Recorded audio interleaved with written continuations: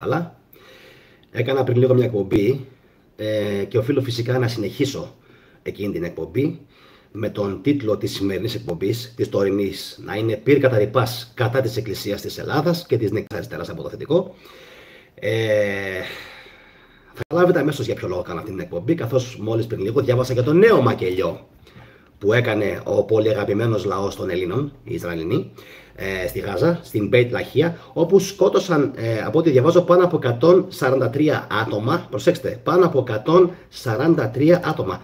Θα ήθελα να σχολιάσετε όλη αυτή την εκπομπή. Καλησπέρα και πάλι σε όλους. Και σε όσους θα μπείτε στο live chat.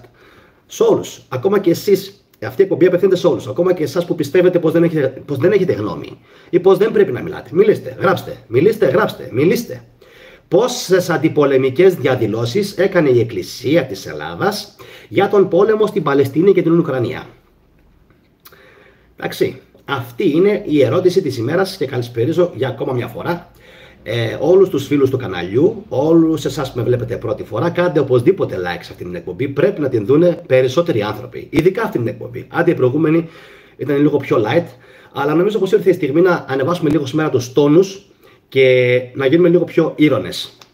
Εντάξει, όπως ήρωνες είναι και μερικά μουνόπανα, τα οποία ας πούμε τώρα μόλις στο live chat που έχω βάλει την δημοσκόπηση έχουν βάλει 1000, ότι έχει κάνει η Εκκλησία 1000 αντιπολεμικές,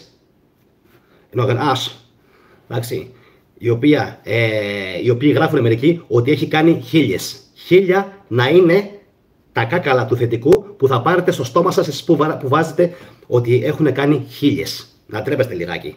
Λοιπόν, επίσης θα ήθελα να πω ότι μέχρι στιγμής, για όσους από εσάς πατήσατε 1000, η Εκκλησία μέχρι στιγμής έχει κάνει 0 αντιπολεμικές διαδηλώσεις. 0. Βέβαια, καταλαβαίνω απόλυτα για ποιο λόγο είσαστε τόσο πολύ στο πλευρό αυτής της χώρας, αναφέρομαι φυσικά στο Ισραήλ, καθώς είσαστε λίγο πολύ πνευματικοί και σωματικοί τους απόγονοι. Εγώ το έχω πει πάρα πολλές φορές ότι οι σημερινοί Έλληνες νομίζω πως δεν πρέπει να έχουν καμία σχέση με τους αρχαίους Έλληνες. Καμία σχέση. Καμία σχέση. Το έχω πει αυτό πάρα πολλές φορές. Φαίνεται στην οτροπία, φαίνεται στη συνείδηση, φαίνεται στα κτίρια, φαίνεται στην αρχιτεκτονική, φαίνεται στους δρόμους, φαίνεται σε αυτό το μπάχαλο το οποίο αποκαλούμε σήμερα νεοελληνικό κράτος. Οπότε να συνεχίσουμε εμείς τη δικιά μας την ηρωνία, εμείς οι θετικοί, εμείς οι Έλληνες. Πόσες αντιπολεμικές διαδηλώσεις έκανε μέχρι σήμερα? Λαοθάλασσες, όπως βλέπαμε και παλιά στους δρόμους. Παλιά. Λοιπόν, πόσες αντιπολεμικές διαδηλώσεις έκανε? Μπείτε να δείτε φωτογραφίες από τα νεκρά παιδάκια. Οι Έλληνες είναι νεκροί στον εγκέφαλο, εγώ το λέω. Ειδικά οι Έλληνες που είναι ταυτόχρονα και πολλοί Ρωμιοί και πολλοί Ορθόδοξοι Χριστιανοί, οι περισσότεροι από αυτούς, να ξέρετε, είναι νεκροί εγκεφαλικά. Επίσης, κάτι άλλο που μου κάνει πάρα πολύ μεγάλη εντύπωση είναι η ελληνική αριστερά. Πού είναι? Where the fuck, που λένε και οι Αμερικάνοι, is the left in Greece? Πού είναι η αριστερά στην Ελλάδα? Ψάχνει να βρει τα κομμάτια της, τα σκόρπια της κομμάτια. Δεν έχει να κάνει αυτό ούτε με τον Τσιπράκο, ούτε με τον Πολάκη, ούτε με τον Κασελάκη, ούτε με τον οποιονδήποτε άλλο που τελειώνει σε Άκη, ούτε με την Εύη Αχτσιόγλου. Δεν θα έπρεπε να έχει να κάνει με την ηγεσία τους. Πού είναι η αριστερά της Ελλάδας? Πού είναι? Πόσες ακριβώς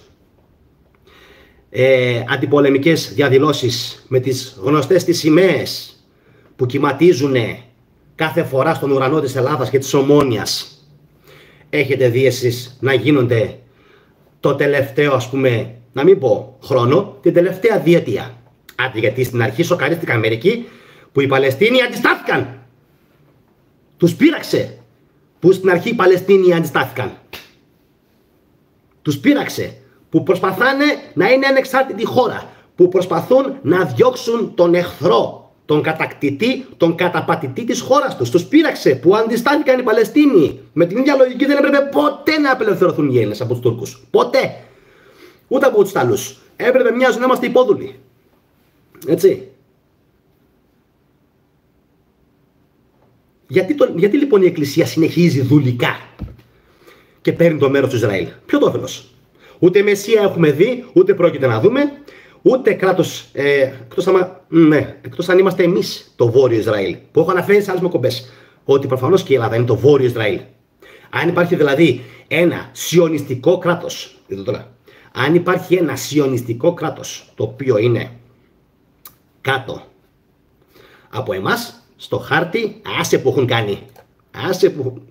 Σε παρακαλώ. Λοιπόν, στο χάρτη, έτσι, σιωνιστικό κράτος που είναι φυσικά το Ισραήλ, εμείς είμαστε το νέο σιωνιστικό κράτος, το οποίο είναι ακριβώς από πάνω και θα πρέπει να λέγεται Βόρειο Ισραήλ. Βόρειο Ισραήλ. Ο Ζαφ γράφει, οι Ζαφ έχουν κάνει, λέγεται Παλαιστίνη αριστερή. Εγώ δεν έχω δει τίποτα. Και αν έχουν κάνει 5-10-20 νοματέοι. Πού είναι οι μεγάλες οι συγκεντρώσεις οι οποίες θα έπρεπε να παίζουν συνεχώς στα κανάλια. Διαβάσω λίγο. Λοιπόν, Μπέιτ Λαχία, πάνω από 143 νεκροί, μεταξύ των οποίων γυναίκες και παιδιά. Το ξαναλέμε, μεταξύ των οποίων νεκροί, προσέξτε, παιδιά και γυναίκες. Λοιπόν, για να διαβάσω, 143, πλειοψηφία γυναίκες και παιδιά, σκοτώθηκαν από επιθέσεις του Ισραήλ. Υπάρχει κάποιος επιτέλους ο οποίος να έχει την ίδια δύναμη να καταπολεμήσει το Ισραήλ? Γιατί έχω βαρεθεί να βλέπω γενοκτονίες. Να υπάρξει μια δύναμη η οποία να αντισταθεί σε αυτούς τους γενοκτόνους, η οποία να είναι ίση με αυτούς. Ίση με τους Ισραηλινούς. Καθώς αυτό τώρα που βλέπουμε είναι σαν να παρακολουθούμε, τι να σας πω, τον αγώνα, ας πούμε, μιας ελληνικής ομάδας με μια ομάδα 8ης εθνικής, ερασιτεχνική, και την κερδίζει, ξέρω εγώ, 20-0 και πανηγυρίζει αυτή η ομάδα. Λοιπόν, σχεδόν 100 άνθρωποι σκοτώθηκαν σε Ισραηλινό βομβαρδισμό τις πρώτες πρωινές ώρες της Τρίτης, και φυσικά με τις ΗΠΑ να καταδικάζουν, όπως πάντα, αυτές οι ΗΠΑ οι οποίες καταδικάζουν. Αυτές οι ΗΠΑ οι οποίες καταδικάζουν, αρετοί μου και λοιποί φίλοι, όλος τυχαίως έχουν στείλει εκεί πέρα όλο τους το στόλο, έχουν στείλει πάρα πολλά πολεμικά πλοία για να περιμένουν ανα πάσα στιγμή να βοηθήσουν τους Ισραηλινούς συμμάχους τους. Προσέξτε όμως τώρα τι γίνεται. Η Ρωσία πού είναι? Η Ρωσία, πού είναι η Ρωσία? Γιατί δεν στέλνει και η Ρωσία επίσης πολεμικά πλοία και επίσης πολεμική αεροπορία σε κάποια γειτονική χώρα, ας πούμε τη Συρία, να ρίξει καμιά χειροβομβίδα κι αυτή, ή καμιά βόμβα ή καμιά οβίδα στο Ισραήλ? Να πετάξουν και της Ρωσίας τα μαχητικά πάνω από το λαό και πάνω από τη χώρα του Ισραήλ, προκειμένου να μπορέσουμε κάποια στιγμή κι εμείς να δούμε έναν δίκαιο πόλεμο. Τι θα λέγατε γι' αυτό? Τι να βλέπω? Να βλέπω πως ο Γαύρος ξεσκίζει το Ποσειδώνα Μηχανιώνας 8-0 και 12-0 και 15-0, και την ίδια ώρα που το κάνουμε στο χαβαλέ πεθαίνει κόσμος, ρε μαλάκες. Πεθαίνει κόσμος. Θα μπορούσε να είμαι εγώ, θα μπορούσε να είναι ο γείτονάς μου, θα μπορούσε να είναι ο οποιοσδήποτε.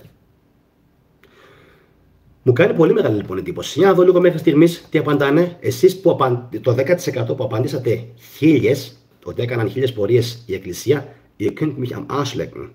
Εντάξει, εσείς που απαντήσατε ότι έκανε η Εκκλησία μέχρι στιγμής 1000 αντιπολεμικές διαδηλώσεις, ihr könnt mich am Arsch lecken και ihr könnt auch den Arsch von eurer Mutter lecken.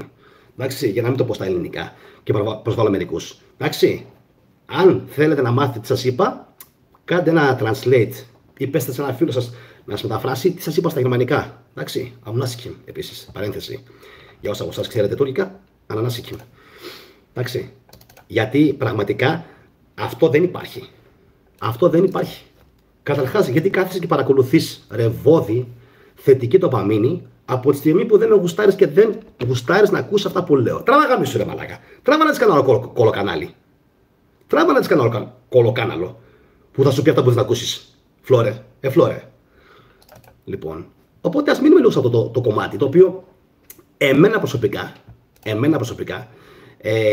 μου κάνει πολύ μεγάλη εντύπωση. Ότι το νούμερο είναι τρομερό. Είναι 0. 0. Το πόσες αντιπολεμικές διαδηλώσεις έκανε η Εκκλησία μέχρι σήμερα για τον πόλεμο στην Παλαιστίνη. Έτσι. 0. Δεν έχουν οργανώσει ούτε μία μεγάλη αντιπολεμική διαδήλωση. Προσέξτε, όχι μόνο για την Παλαιστίνη, που άντε θα πεις εκεί είναι μουσουλμάνοι και μπορεί λίγο πολύ να μην τους γουστάρουν, και επειδή είναι Ισραήλ, το Ισραήλ είναι Ισραήλ και είναι πνευματικά αδέρφια. Πνευματικά αδέρφια το θεωρούν οι χριστιανοί Ορθόδοξοι. Για τους Ισραηλινούς και τους Εβραίους δεν είμαστε καθόλου πνευματικά αδέρφια, είμαστε γκοήμ. Είμαστε άθεοι και άπιστοι για αυτούς. Ακόμα και οι Ορθόδοξοι χριστιανοί της Ελλάδας θεωρούνται από τους Ισραηλινούς γκοήμ. Άπιστοι, εντάξει. Ιδωλάτρες. Αυτό έχει πολύ μεγάλη σημασία. Λοιπόν, επίσης έχει πολύ μεγάλη σημασία ότι οι Οθωμανοί, οι Τούρκοι, οι σημερινοί, πώς να το πούμε, σέβονται πιο πολύ την Ορθοδοξία παρά οι Ισραηλινοί. Αν δεν με πιστεύετε, πείτε σε έναν φίλο σας να σας πει πώς συμπεριφέρονται στους Έλληνες Ορθόδοξους που πηγαίνουν για ταξίδι στην Τουρκία. Μια χαρά, σε μια πενιέ. Πιο καλά δεν θα μπορούσαν να τους πηγαίνουν. Εντάξει, πιο πολύ. Λοιπόν, να συνεχίσουμε λίγο. Στην Μπέιτ Λαχία, στο βόρειο τμήμα της Λωρίδας της Γάζας, η πολιτική προστασία ανακοίνωσε τον θάνατο 93 Παλαιστινιών σε βομβαρδισμό στην οικογενειακή κατοικία των Αμπού Νάσρ, πενταόροφη πολυκατοικία, συμπληρώνοντας πως παρέμεναν ακόμα δεκάδες παγιδευμένοι στα συντρίμμια. Και να ξέρετε ότι υπάρχουν εικόνες στο διαδίκτυο οι οποίες δείχνουν μωρά σε συντρίμμια και είναι σοκαριστικές. Υπάρχουν εικόνες για εσάς τους Ορθοταλιμπάν, το λέω, λοιπόν, που δεν έχετε κατέβει μέχρι σήμερα το δρόμο, αλλά κατεβήκατε στην 28η να φάτε, να πιείτε, να μεγαλώσετε τον κόλο σας. Έτσι. Λοιπόν, για αυτούς μιλάω τώρα, δεν μιλάω για τους υπόλοιπους. Λοιπόν, πήγανε να παχύνουν τον κόλο τους και πήγαν να μας δείξουν και τον κόλο τους επίσης. Όλοι αυτοί οι μεγάλοι της Εκκλησίας, όλοι αυτοί οι ιερωμένοι, να είναι καλά οι άνθρωποι, ο Θεός να τους έχει καλά, να τους δίνει υγεία. Πήγανε λοιπόν όλοι αυτοί οι άνθρωποι στις παρελάσεις εκεί, τους θαυμάσατε όλοι, τους είδατε, τους φιλήσατε το χεράκι τους, το οποίο είναι πεντακάθαρο. Λοιπόν, πεντακάθαρο το χεράκι τους. Και τους προσκυνάτε, τους έχετε για πνευματικούς καθοδηγητές και όλα αυτά. Και εννοείται ότι αυτοί οι άνθρωποι μέχρι σήμερα μου κάνει πολύ μεγάλη εντύπωση. Έχουν μαύρα μεσάνυχτα για το τι συμβαίνει στο Ισραήλ και στην Παλαιστίνη. Ο Ισραηλινός στρατός περιορίστηκε να ανακοινώσει πως εξετάζει τις πληροφορίες για συμβάν στην Μπέιτ Λαχία. Κοιτάξτε, δεν τους τιμωρεί κανείς.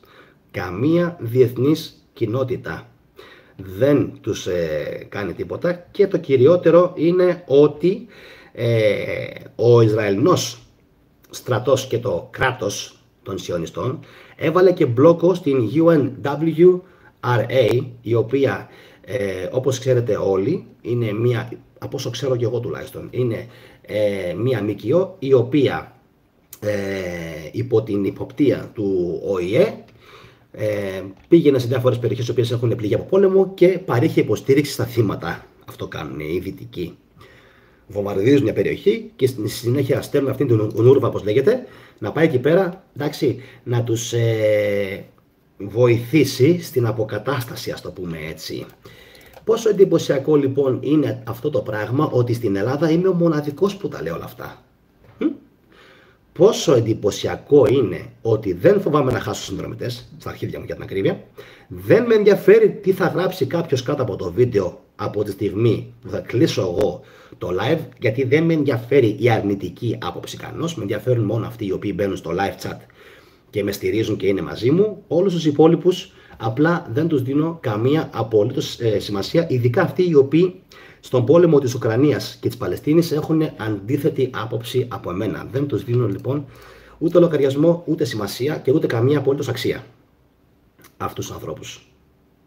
Τους εύχομαι όμως, τους το εύχομαι να το περάσουν κι αυτοί. Εύχομαι εσείς όλοι που κάθεστε από τον καναπέ σας και βλέπετε όλους αυτούς τους βομβαρδισμούς, και οι αριστεροί, όχι μόνο η Εκκλησία της Ελλάδας, εντάξει, για να είμαστε δίκαιοι. Γιατί αν έχετε δει στον τίτλο, sorry γιατί λίγο ασχολούμαι λίγο με τέτοιο, με τον υπολογιστή, αν έχετε δει στον τίτλο, επειδή δεν είμαι ούτε υποκριτής ούτε τίποτα, δεν έχω βάλει μόνο την Εκκλησία της Ελλάδας, έβαλα και την νεκρά αριστερά, η οποία νεκρά αριστερά μέχρι στιγμής, γεια σου Τάσο, γεια σου Χρήστο, καλησπέρα σε όλους, γεια σου Γεωργία, Αντώνη, Νίκο, η οποία μέχρι στιγμής, έτσι, δεν κουνά το δαχτυλάκι της, ούτε αριστερά, τίποτα. Μην μου πείτε και μην το δικαιολογήσετε ότι έχουν διάφορα θέματα και όλα αυτά. Αναφέρομαι σε ολόκληρη την αριστερά. Δεν το πολιτικοποιώ με κάποιο συγκεκριμένο κόμμα. Αποφεύγω να το κάνω αυτό. Αναφέρομαι σε αυτούς οι οποίοι είστε εδώ πάνω, εδώ. Left-minded. Έτσι. Κανάλι της Εκκλησίας εκθιάζει τον Πούτιν, μου γράφει η Γεωργία. Απίστευτο. Έτσι. Ο άνθρωπος ο οποίος έχει στείλει στο θάνατο 200.000 Ρώσους και 400.000 Ουκρανούς. Τον εκθιάζει, κανάλι της Εκκλησίας. Έτσι. Γιατί δεν έχει αξία. Η ανθρώπινη ζωή δεν έχει καμία αξία. Τουλάχιστον σε περιοχές της Αφρικής, της Ασίας και της Ρωσίας. Δεν έχει καμία αξία.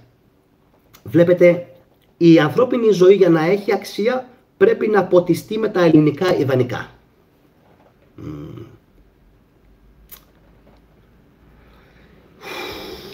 Άλλη μία. Αυτό πρέπει να το ξανακούσουμε. Η ανθρώπινη αξία, αρετή μου και λυπή φίλη Γεωργία, Βαλεντίνα, καλησπέρα, για να έχει αξία θα πρέπει να έχει εμποτιστεί μια χώρα με τα ελληνικά ιδανικά. Γεια σου ευτυχία, αυτά τα ελληνικά ιδανικά είναι κάποιες συγκεκριμένες βασικές αρχές κοσμοθέασης, οι οποίες τοποθετούν τον άνθρωπο στο κέντρο του σύμπαντος. Τον άνθρωπο στο κέντρο του σύμπαντος, είτε ακόμα και τον πιο φτωχό, ελεεινό, πεινασμένο, κατεστραμμένο Παλαιστίνιο. Είτε είναι Παλαιστίνιος, είτε είναι Ινδός, είτε είναι από τη Σρι Λάγκα, είτε είναι από το Πακιστάν, είτε είναι από την Τουρκία, είτε είναι από τη Ρωσία, από οπουδήποτε κι αν είναι. Φανταστείτε εμείς οι Έλληνες, στην κοσμοθέαση Έλληνες, να κρατάμε τα μίση με τους Τούρκους, με τους Ιταλούς, με τους Βούλγαρους, με τους Ισραηλινούς, με τους Οθωμάνους, με τους Ρώσους του Λένιν που κάναν τη μαλακία με τον Πόντο, στους Γερμανούς. Δεν θα υπήρχε τίποτα στον κόσμο πάνω. Δεν θα υπήρχε κάτι. Έτσι.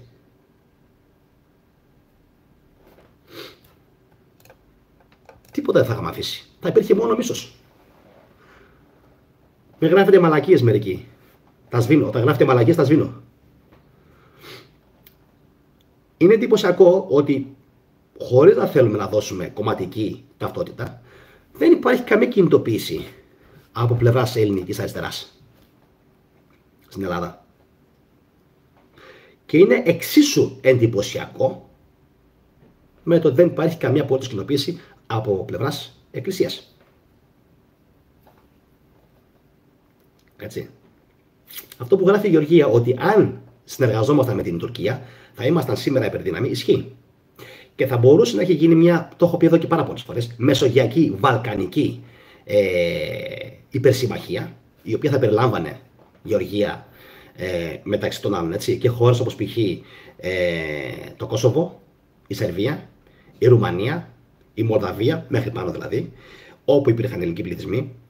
Θα περιλάμβανε εννοείται την Αλβανία, τα Σκόπια, όλες τις χώρες. Θα μπορούσε ουσιαστικά να τις καταπιεί αυτό το πράγμα και να γίνει, όπως έλεγε και ο Κιτσίκης, να γίνει μια ελληνοτουρκική μεγάλη συμμαχία, η οποία θα πατούσε κόντρα και στους Ρώσους και στους Νατοικούς. Αλλά ξέρετε, αυτό για να το σκεφτεί κάποιος, Γεωργία μου, θα πρέπει να έχει νοημοσύνη.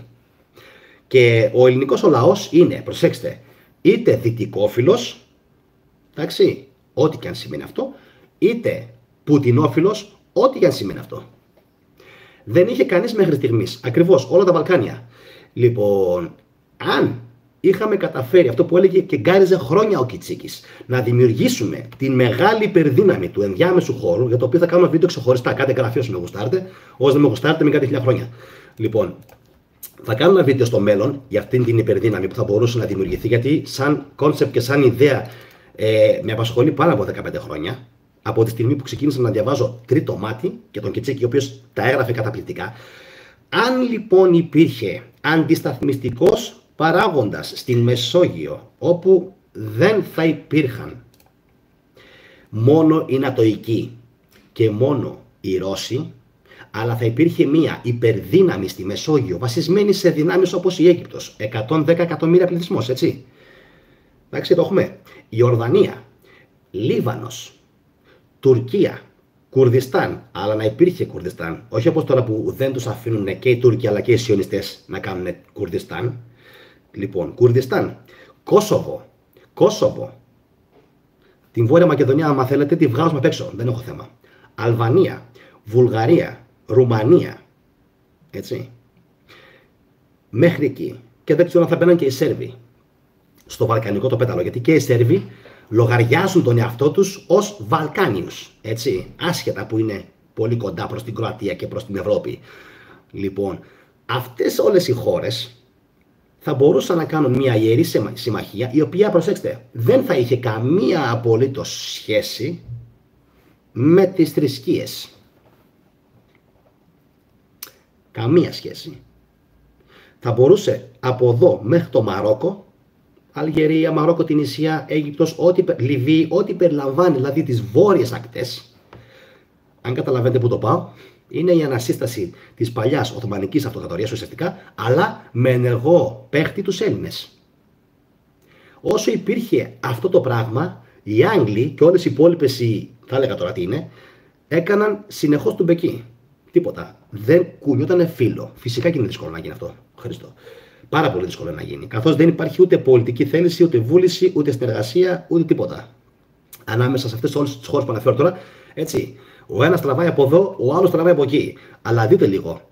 Δόγμα συνεργασίας που λέει και η Γεωργία. Και φυσικά θα μπορούσε να μπει μέσα και η Κύπρος, έτσι. Θα μπορούσε να έχει λυθεί το πρόβλημα της Κύπρου, να τελειώνει το παραμύθι με την Τουρκία, να βγούνε όλα τα κοιτάσματα ώστε να γίνει μια όσο το δυνατόν πιο δίκαιη μοιρασιά γύρω-γύρω από την Κύπρο, γύρω-γύρω από την Κρήτη, στο Ιόνιο με τους Αλβανούς και στο Αιγαίο με τους Τούρκους και είχαμε τελειώσει. Τα παραμύθια θα τελείωναν χθες κιόλας και νομίζω πως αν αυτή η δύναμη ήταν βασισμένη στους ιερούς κανόνες του δικαίου, επαναλαμβάνω, στους ιερούς κανόνες του δικαίου, με ναυτική δύναμη, με στρατιωτική δύναμη, με στρατό ξηράς και αέρος, δεν θα υπήρχε σήμερα ούτε σιωνισμός, ούτε αυτά που κάνουν οι Ισραηλινοί εκεί, με την Παλαιστίνη, ούτε οι Αμερικάνοι θα είχαν πάρει τόσο πολύ αέρα, ούτε οι Ρώσοι θα είχαν πάρει τόσο πολύ αέρα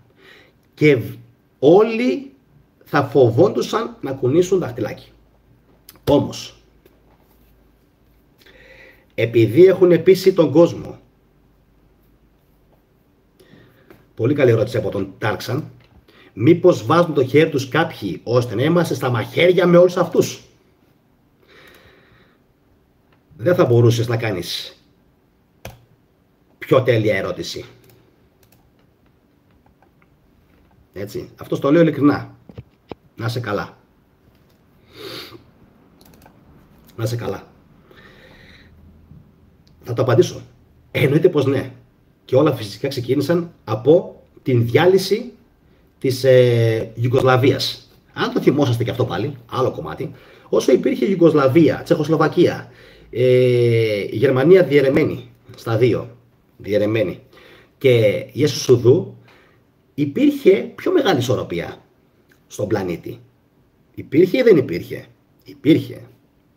Όμως όταν διαλύθηκαν σιγά σιγά αυτές οι δυνάμεις, τάκ, τάκ, τάκ, τάκ, έτσι έγινε, τάκ, τάκ, τάκ, τάκ. Λοιπόν, ένωση της Γερμανίας το 90 και στη συνέχεια διάλυση της Εσουσουδού. Τι τυχαίο, εντάξει. Λοιπόν, εγώ θα συνεχίσω πάντως να πιστεύω αυτά που πιστεύω, θα συνεχίσω να αντιπροσωπεύω αυτό που αντιπροσωπεύω, ότι θα έπρεπε να υπήρχε μια ενδιάμεση δύναμη, έτσι το ονομάζω, μια ενδιάμεση μεσογειακή ή παύλα βαλκανική δύναμη, στην οποία όπως και στους BRICS θα ήταν καλεσμένοι όσοι θα ήθελαν να συμμετέχουν σε κοινό νόμισμα, αν θέλετε, σε κοινό στρατό, σε κοινή υπεράσπιση, σε κοινή συνεργασία, εντάξει, να υπήρχε σταθερότητα και να υπήρχε φυσικά αντίπαλο δέος για τους Αγγλοσάξονες και τους Σιωνιστές τους από την μία μεριά και στους σκύθες Ρώσους από την άλλη. Αυτό θα με ενδιαφέρει πάρα πολύ. Να το δω στην πράξη, να δω πώς θα ανταπεξέλθουν μετά οι Δυτικοί. Γεια σου Ανδρέα μου, τι θα κάνανε? Και εννοείται τι θα κάνανε μετά και οι άλλοι από κάτω, οι Ισραηλινοί. Πιστεύετε εσείς ότι αν υπήρχε ένα ελληνοτουρκικό σύμφωνο συνεργασίας, κάτσε λίγο να σβήσω κάποιον, Δεν θα πω το όνομά σου, άντε και γαμίσου. Δεν θα πω το όνομά σου, άντε και γαμίσου όμως. Εντάξει. Δεν θα ξαναγράψεις σχόλιο στο κανάλι. Εσύ που πήγες να γράψεις τη μαλακία σου και την εξυπνάδα σου, σχόλιο στο κανάλι αυτό δεν θα ξαναγράψεις. Λοιπόν, αυτό που γράφει ο Ζαφ, Βαλκανική ή Μεσογειακή Συμμαχία θα ήταν. Ναι. Ναι. Μου γράφει ο Χρήστος ότι και ο Φεραίος μιλούσε για Βαλκανική συνεργασία. Αυτό πιστεύω ότι θα ήταν το καλύτερο. Και όχι αυτό που κάνανε το 20 η μεγάλη ιδέα. Είδατε που μας οδήγησε η μεγάλη ιδέα. Η μεγάλη ιδέα. Δεν ξέρω αν ήταν του Φεραίου αυτό ή του Βενιζέλου. Αλλά πού μας οδήγησε η μεγάλη ιδέα. Ενώ αν υπήρχε Βαλκανικό Μεσογειακό Σύμφωνο Συνεργασίας, επαναλαμβάνω, 4 χώρες, θα βάλω μέσα και την Κύπρο, επειδή έχει πολύ στρατό, επειδή έχει τρομερή πολιτική, όσο και αν δεν το πιστεύετε, και διπλωματική ισχύ. Κύπρος, Ελλάδα, Αίγυπτος, Τουρκία, 4 χώρες. 4 χώρες. 4.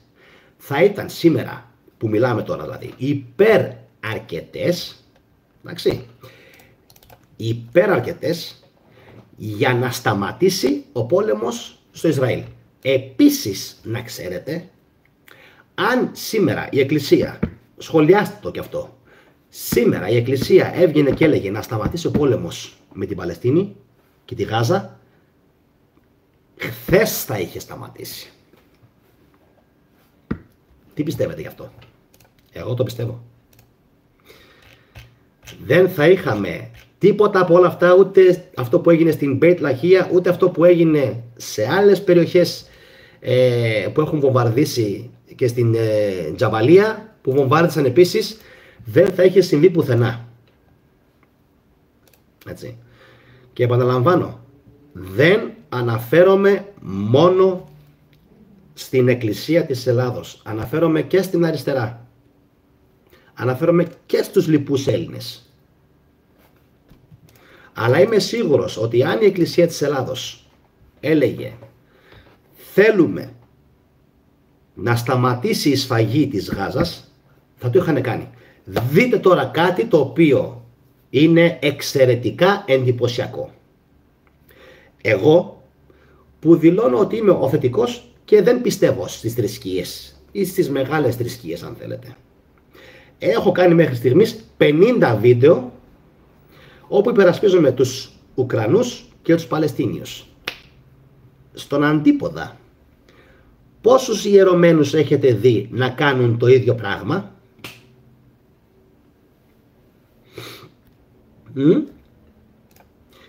Πόσους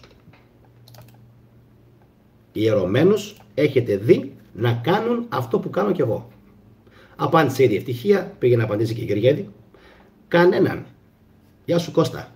Κανέναν. Απίστευτο. Ο Ανδρέας λέει ποτέ και κανέναν. Ούτε κι εγώ. Τόσο καιρό που παρακολουθώ ειδήσεις, να είσαι καλά Γεωργία, όλοι γράφουν 0. Όλοι γράφουν 0. Πώς γίνεται αυτό το πράγμα? Κάτσε. Πιάσ' το αλλιώς. Πιάσ' το λίγο αλλιώς. Η Βαλεντίνα γράφει ούτε έναν. Πιάσ' το λίγο αλλιώς, θετικέ. Τι θρησκεία έχουμε? Ορθοδοξία. Μάλιστα. Τι λέει αυτή η θρησκειούλα? Να αγαπάτε αλλήλους, ειδικά αυτούς που πεινάνε, που πεθαίνουν, που ψοφάνε, που είναι σε πόλεμο, που υποφέρουν, που δεν έχουν σπίτι, που δεν έχουν στέγη. Αυτά δεν τα λέει η Ορθοδοξία? Λίγο πολύ. Ωραία. Τι από όλα αυτά τηρούμε οι Ορθόδοξοι Χριστιανοί? Τίποτα. Γι' αυτό και δεν βλέπουν τα βίντεο μου. Γι' αυτό και δεν βλέπουν οι Ορθόδοξοι Χριστιανοί πλέον, να πω και τη λέξη πλέον, τα βίντεο μου. Γιατί ξέρουν τι θα ακούσουν.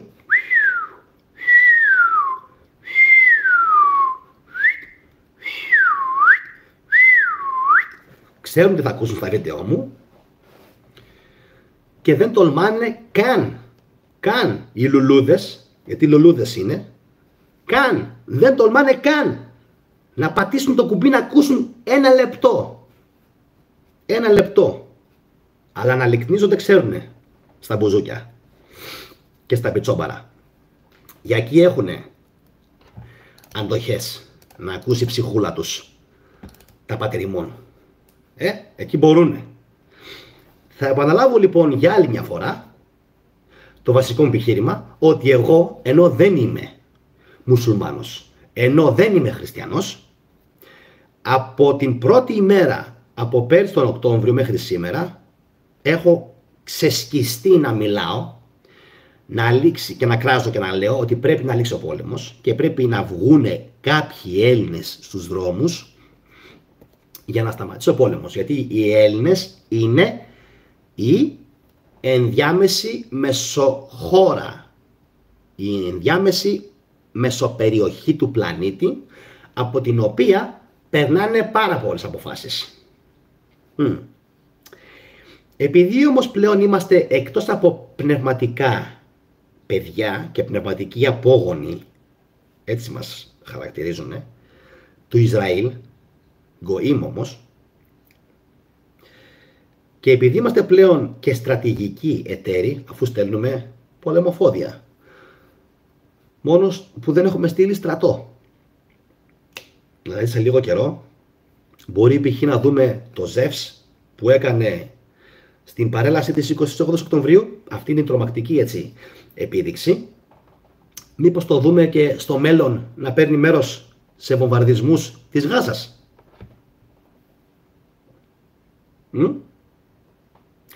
Μήπως τους δούμε και εκεί. Λέω εγώ τώρα. Θα το περίμενα. Όχι πως δεν το περιμένω. Έτσι. Αλλά για φανταστείτε λιγάκι να συνέβαινε και αυτό. Εκεί μετά μιλάμε για κατακραυγή. Γιατί το έκανε η Ελλάδα αυτό? Γιατί έστειλε όπλα στην Ουκρανία? Έλα εδώ μωρή καριόλα. Γιατί έστειλε? Έλα. Γιατί έστειλε όπλα στην Ουκρανία? Στο Ισραήλ γιατί στέλνει?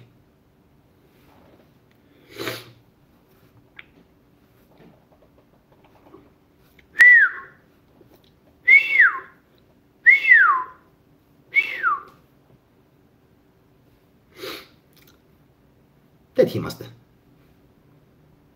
Στην απέξω. Εκεί μια χαρά. Συνεκπαιδεύσεις με τους Ισραηλινούς, με τους Νατοικούς, όλα αυτά, όλα μια χαρά. Τα δέχομαι όλα. Μιλάμε πάντα όμως για συνεκπαίδευση. Δεν μιλάμε για συντολοφονία. Δεν μιλάμε για συναυτουργία. Μπερδεύεστε. Δεν μιλάμε για συναυτουργία στο έγκλημα της γενοκτονίας. Και πόσο μάλλον επίσης η Ποντιακή Σύλλογη, η Αρμένικη Σύλλογη της Ελλάδας, και σε εμάς ντροπή, τους Πόντιους, και σε εμάς. Έχουμε περάσει γενοκτονία. Έχουμε περάσει γενοκτονία. Πού είναι οι Ποντιακοί Σύλλογοι να κατεβούν να οργανωθούν και αυτοί? Και αυτοί να πούνε ρε εσείς, έχουν γενοκτονήσει πάνω από 100.000 κόσμο. Θα φάνε κι άλλο κόσμο αυτοί εκεί πέρα. Μέχρι να τους διώξουν όλους. Τι δεν καταλαβαίνετε? Μέχρι να πάρουν όλη τη Γάζα. Μέχρι να την πάρουν ολόκληρη, θα βομβαρδίζουν συνεχώς και θα γκρεμίσουν κτίρια με 50 και 100 άτομα μέσα και θα λένε κατά λάθος έγινε. Oops, I did it again. Oops, πάτησα κατά λάθος το κουμπί. Ούτε στρατοδικείο, ούτε διεθνές δικαστήριο, ούτε τίποτα. Για τον Μιλόσεβιτς όμως, που κατάλαβε ότι πάνε να κάνουν πουστιά στη Σερβία, μέσω Κωσόβου, Βοσνίας και κάποιων μιλιταριστικών Αλβανών της Βόρειας Αλβανίας, εκεί δεν μίλησε κανείς. Εκεί δεν μίλησε κανείς. Γιατί οι Σέρβοι δεν μασάνε όπως εμείς, είχαν τον Τίγρη και καθάρισε. Οι Σέρβοι είχαν τον Τίγρη και καθάρισε. Για όσους δεν ξέρετε, μπείτε λίγο να μάθετε. Λοιπόν, εκεί τον πήγαν κανονικά το Μιλόσεβιτς. Και όλους τους άλλους, Φυσικά είχαμε την απόλυτη ισοπαίδωση της Σερβίας. Τότε. Την απόλυτη ισοπαίδωση της Σερβίας. την απόλυτη ισοπαίδωση του Ισραήλ, από ποιον θα θέλατε να την δείτε? Θα ήθελα να την δω από το Ιράν και από την Ρωσία. Η οποία Ρωσία μέχρι στιγμής, με το που ξεκίνησε η γενοκτονία της Γάζας και της Παλαιστίνης, έπρεπε κατευθείαν να πούνε στον Ζελέ, βέβαια ο Ζελές είναι δικός τους, στους Ουκρανούς, παιδιά, αναβάλουν για λίγο οι μάχες, έχουμε σημαντικότερα πράγματα να ασχοληθούμε. Να στείλει κάτω λίγο το στόλο της, έτσι, και να δούμε πόσο και στόλο και φυσικά αεροπορία μέσω Συρίας, να σηκωθούν δηλαδή τα αεροπλάνα τους μέσω Συρίας, να δούμε τελικά εκεί πέρα τι θα κάνανε. Πόσο μάγκες θα ήταν εκεί. Πόσο μάγκες θα ήταν σε εκείνη την περίπτωση οι Ισραηλινοί όταν θα έπρεπε να τα βάλουν με έναν εισάξιο εχθρό και αντίπαλο. Εκεί είναι που θα ήθελα να δω, όχι μόνο θα ήθελα, που θα ευχαριστιόμουν να δω αυτό που λένε μάχη. Έτσι, καλώς ήλθες αρετή μου. Εκεί πραγματικά θα μου έκανε εντύπωση, μόνο λίγο να μπορώ από μια κάμερα να δω πώς θα ανταποκριθούν οι Ισραηλινοί σιωνιστές στους Ρώσους. Και αυτό που συνεχίζει και με εκνευρίζει περισσότερο, όσο βλέπω ότι περνάει ο καιρός και δεν αλλάζει κάτι και τα πράγματα ίσως χειροτερεύουν, είναι που βλέπω αυτόν εκεί τον Πούτιν να μην κουνάει δάχτυλο με την Παλαιστίνη. Μου γυρίζει το μυαλό ανάποδα. Πείτε μου ό,τι θέλετε. Ειδικά οι Ορθόδοξοι Χριστιανοί. Πείτε μου ό,τι θέλετε, κράξτε με. Κριτικάρετε, δεν με ενδιαφέρει. Δεν με ενδιαφέρει. Εγώ θα περίμενα να δω και πραγματικά θα το παραδεχόμουν μόνο στην περίπτωση που θα σήκωνε μαζί με τον Άσαντ, έτσι, από τη Συρία αεροπλάνα για να βομβαρδίσει τη Χάιφα. Τέλος. Έτσι. Εκεί πιστεύω ότι θα ήμασταν κομπλέ. Θα ήμασταν μια χαρά. Έτσι. Γράφει τώρα ένας φίλος, έχω την εντύπωση ότι αυτήν την κίνηση της Ρωσίας, δηλαδή να κάνει πόλεμο κάτω, προσπάθησε να την εκμεύσει το Ισραήλ ώστε να επέμβει μετά η Αμερική. Αλλά αν επενέβαινε μετά η Αμερική, ουσιαστικά θα είχαμε μετά την απόλυτη εκδήλωση και του Ιράν. Γιατί ξέρετε, μέχρι στιγμής το Ιράν, όσο και αν δεν το πιστεύετε, μέχρι στιγμής το Ιράν παίζει. Έτσι. Παίζει. Αυτό είναι που φαίνεται. Και σκεφτείτε κάτι το οποίο είναι άκρος εντυπωσιακό. Τουλάχιστον στα δικά μου τα μάτια είναι εντυπωσιακό. Φαντάζομαι ότι και εσάς, και θα ήθελα και σε αυτό πάνω σχόλιο. Πού είναι η Κίνα? Έτσι. Θα ήθελα πάρα πολύ να σχολιάσετε και αυτό. Εκτός το πόσες, γιατί το έχουμε απαντήσει πριν, έτσι, 0, πόσες αντιπολεμικές διαδηλώσεις έκανε η Εκκλησία για τον πόλεμο στην Παλαιστίνη και την Ουκρανία, που η σωστή απάντηση είναι 0. Σε μερικούς κάφρους απευθύνονται που έχουν βάλει 10, 100 και 1000. Σου λέει, αφού έβαλες εσύ την επιλογή, εμείς, αφού είμαστε κάφροι, θα απαντήσουμε τη μαλακία μας. Λοιπόν, έτσι έλεγε και ένας φίλος μου.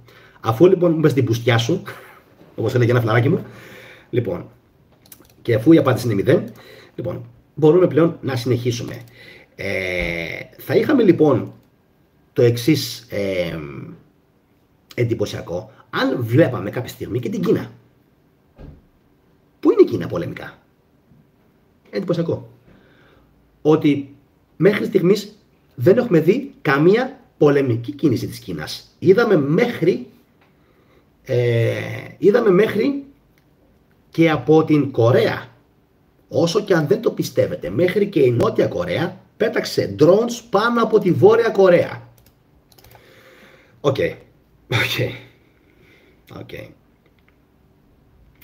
Θα μπορούσα να το κάνω σε άλλη εκπομπή, ίσως και να το κάνω. Αλλά η βασική ερώτηση είναι τελικά, και θα το καλύψουμε, Νίκο μου, σε άλλα επεισόδια, μήπως τελικά έχουμε παγκόσμιο πόλεμο και δεν το ξέρουμε. Απλά στον πόλεμο αυτό πετάνε τα μαχητικά και τα drones και μετράνε οι βομβαρδισμοί. Γιατί μέχρι στιγμής έχω αυτή την ιδέα. Σωστά. Ο Σίμος γράφει, μαζεύει λεφτά η Κίνα μόνο. Πραγματικά είναι έτσι. Μαζεύει λεφτά, μαζεύει όγκο, διωγγώνεται συνεχώς. και οικονομικά και τεχνολογικά διωγγώνεται και αν θέλετε να το πιστέψετε, το πιστεύετε, έχουν βάλει μπροστά την Ρωσία, ναι, και τους κάνει όλο το παιχνίδι. Επίσης, κάτι άλλο εντυπωσιακό, έτσι, το I στο BRICS δεν σημαίνει Ιράν.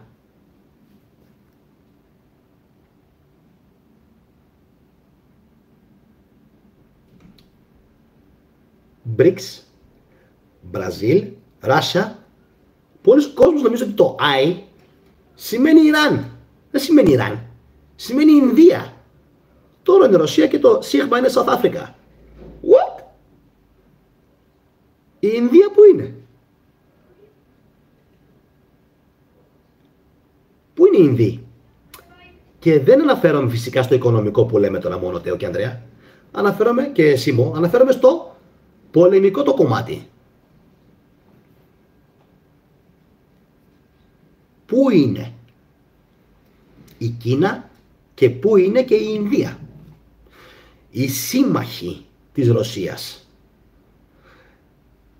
Μην το πείτε, αν μπουν και αυτοί στον πόλεμο τα πράγματα θα χειροτερέψουν κι άλλο. Να χειροτερέψουν κι άλλο. Όχι να χειροτερέψουν κι άλλο. Γιατί αν τραβάνε το σκηνή οι δυτικοί 80 φορές και 10 φορές η Κίνα και 10 φορές η Ρωσία, δεν αρκεί. Δεν αρκεί. Δεν αρκεί. Πρέπει οι Ασιάτες να το τραβήξουν λίγο παραπάνω.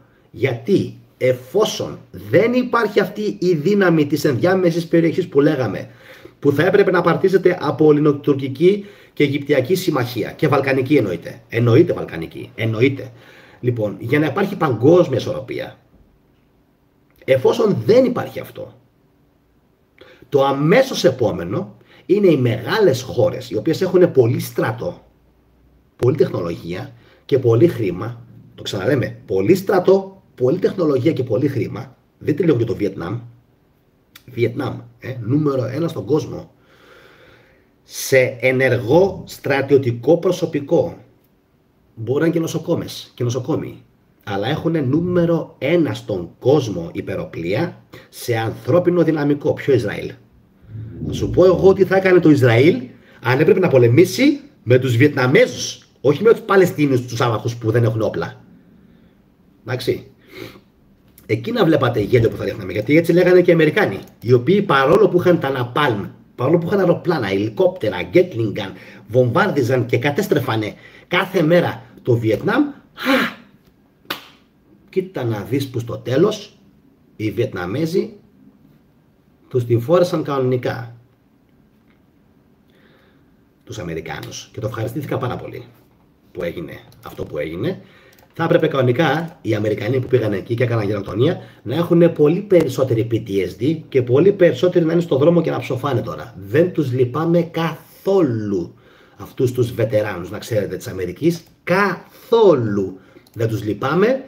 Και ας ακούγεται λίγο σκληρό, έκαναν τόσο μεγάλης έκτασης γενοκτονία στο Βιετνάμ που δεν αξίζουν ούτε ένα κομμάτι ψωμί να τους δώσεις. Εντάξει. Τώρα, αν για τον οποιονδήποτε λόγο, είτε λόγω Θεού, είτε λόγω μοίρας, είτε λόγω κάποιας χώρας, και είμαστε εδώ, δείτε να αλλάζει κάτι με το Ισραήλ, λέμε τώρα, γίνεται ένα θαύμα και την πληρώνει το Ισραήλ στο άμεσο μέλλον. Μην τους λυπηθείτε.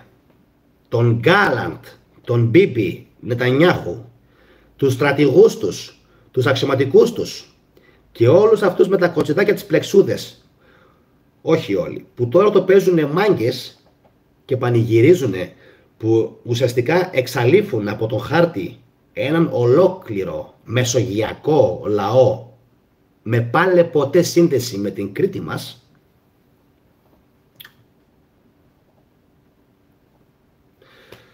μην τους λυπηθείτε.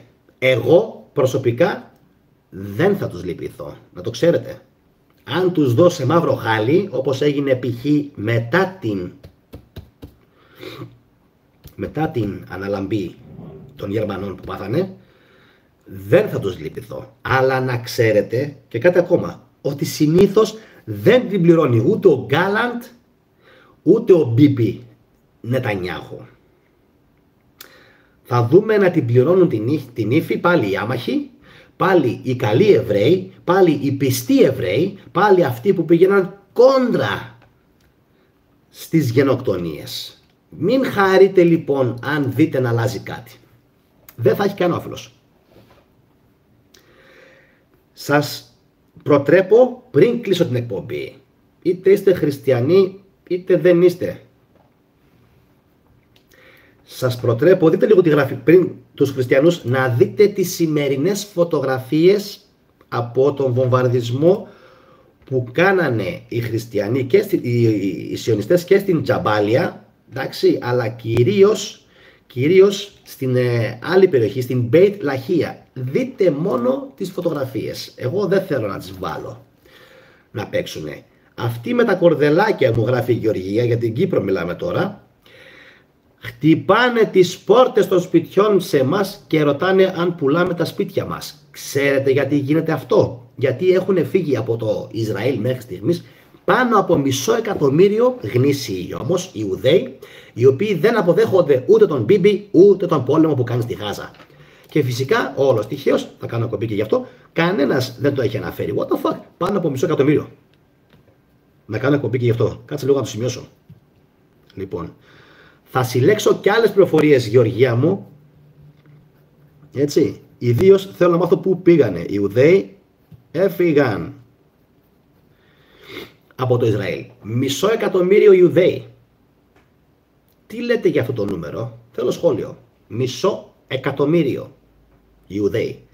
Αναμένεται, αν συνεχιστεί ο πόλεμος μέχρι το 26, να φύγουν περίπου γύρω στο 1,5 με 2 εκατομμύρια Ιουδαίοι από το Ισραήλ, οι οποίοι δεν θέλουν να έχουν καμία απολύτως συμμετοχή, κανένα απολύτως έστω και πνευματικό μέρισμα σε αυτόν τον πόλεμο. Και όσοι από εσάς με ξέρετε και με γνωρίζετε καλά, αυτός είναι ο λόγος για τον οποίο πρέπει να δείτε τις εκπομπές μου και την λίστα αναπαραγωγής μου για τον χριστιανισμό. Για να καταλάβετε με ποιον τρόπο σκέφτονται οι Ορθόδοξοι χριστιανοί της Ελλάδας, οι οποίοι, πιστέψτε με, δεν αξίζουν παραμικρό ήκτο. Οι Ορθόδοξοι χριστιανοί.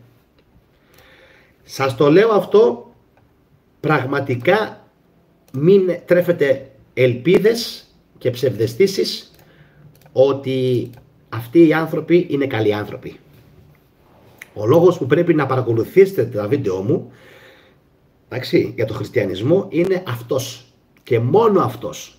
Πρέπει να μάθετε να καταλάβετε πώς σκέφτεται, πόσο ωφελημιστικά σκέφτεται ο μέσος Ορθόδοξος χριστιανός και πόσο πολύ έχει δυσιδαιμονία μέσα στον εγκεφαλό του.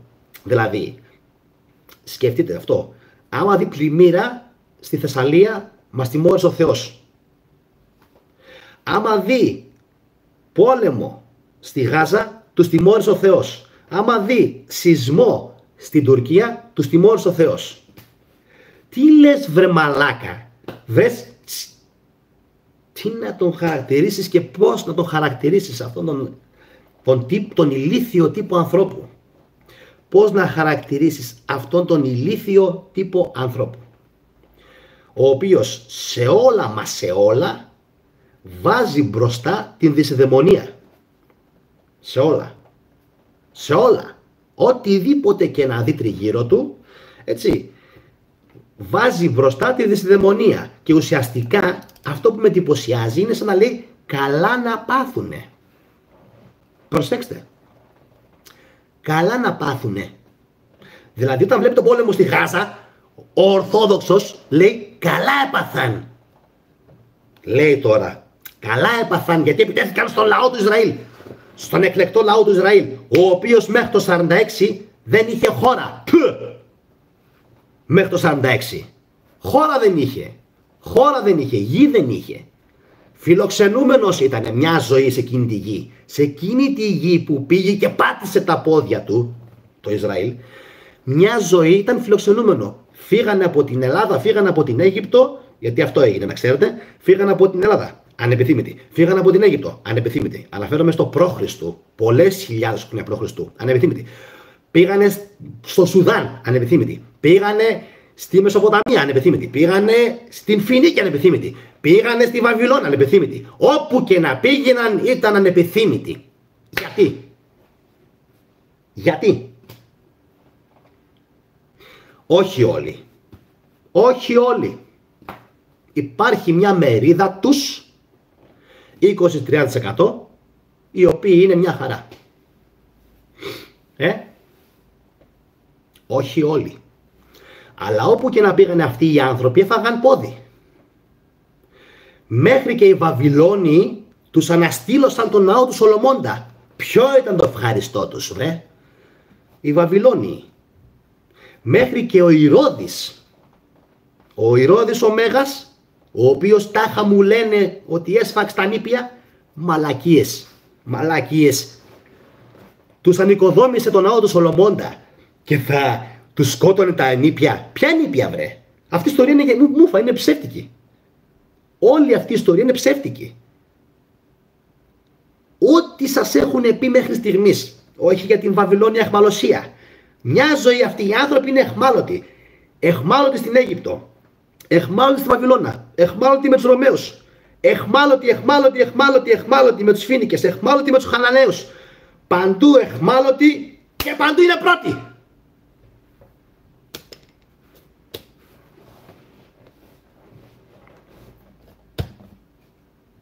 Αυτό δεν γίνεται. Αυτό δεν γίνεται. Όπως θα λέγε τώρα και ένας φίλος μου Αλβανός. Αυτό δεν γίνεται. Είναι ψέμα. Εντάξει. Κάτι δεν μας λένε καλά. Κάτι δεν μας λένε καλά.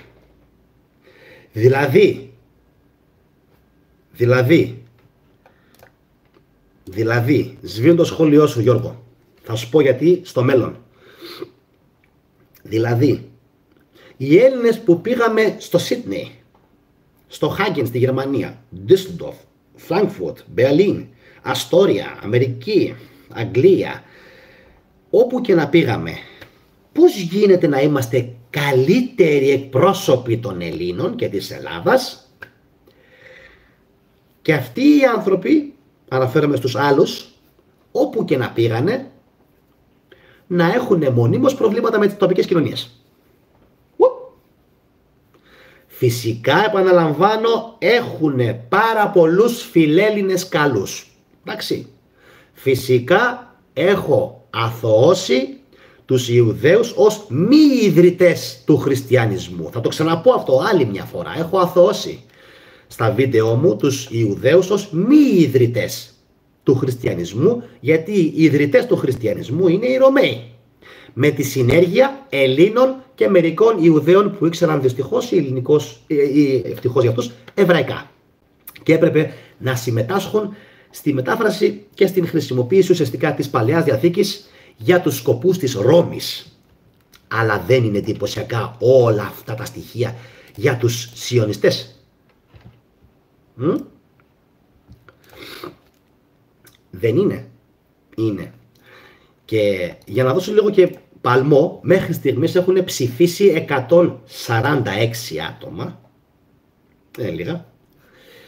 Πόσες αντιπολεμικές διαδηλώσεις έκανε η Εκκλησία για τον πόλεμο στην Παλαιστίνη και την Ουκρανία? Το 88%, οι υπόλοιποι το 12% είναι αούγκανοι, ψήφισε 0. Γιατί νομίζω ότι αυτό είναι και το σωστό το νούμερο. 0. 0. Και όπως λένε και οι Ισπανοί, nada. Τίποτα. Εντάξει. Από εκεί και πέρα, όλοι εσείς που έχετε νου, μυαλό, νοημοσύνη, διαβάζετε, μελετάτε, σκεφτείτε κάτι το οποίο είναι εκπληκτικό και αν θέλετε μου το γράφετε μόλις τελειώσει η εκπομπή κάτω στα σχόλια. Σεμ, Σιμίτες. Τι είναι αυτό ακριβώς, τι φυλή ακριβώς είναι αυτή, με ποιους θα έπρεπε πιο πολύ να τους ταιριάξουμε, με τους Έλληνες, όχι, με τους Μεσοποτάμιους, όχι, με τους Φίνικες, όχι, με τους Χαναναίους, όχι, με τους Αιθίωπες, όχι. Με ποιους?